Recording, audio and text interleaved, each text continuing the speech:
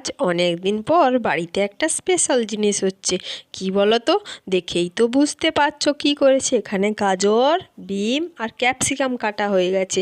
আর এখানে তো চাল ভিজিয়ে রাখা হয়েছিল আগে থেকে। কি বলো তো? বাসমতি চাল। তার জন্য কিসের প্রস্তুতি হবে? আজকে হবে ফ্রাইড রাইস। তার জন্য এখানে প্রস্তুতি চলছে। আর সঙ্গে হবে কষা মাংস। এইখানে আদা রসুনগুলো ছাড়িয়ে নেওয়া হয়ে গেছে। এখানে ঘি আর কাশ্মীরি লঙ্কা। চলো এই সবজিগুলোর মধ্যে লবণ ভালো করে মাখিয়ে দেওয়া হলো। এরপরে একটু পরে অল্প অল্প করে সব কিছু ভেজে নিতে হবে।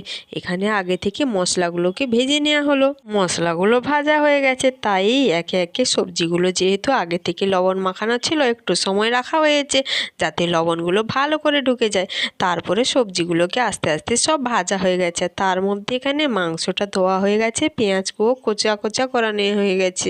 এরপর গাজরটাকে ভেজে নিচ্ছি। গাজর কিন্তু একটু বেশি সময় ধরে ভাজতে হবে। বলতে বলতে দেখো সব কিছু ভাজা হয়ে গেছে। আর এখানে তো চালটাকে এবার সেদ্ধ করা শুরু করে দিয়েছে। এলাচ দিয়েছিল আর কাঠচকলি দিয়ে এখানে সেদ্ধ করা হয়ে গেছে।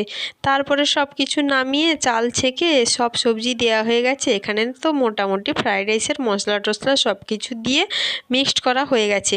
শুধু কাজু বাদাম কিছু ভাজতে বাকি ছিল, সেগুলো এখন ভাজা হলো। আর এদিকে মাংস তো কষা হয়ে গেছে।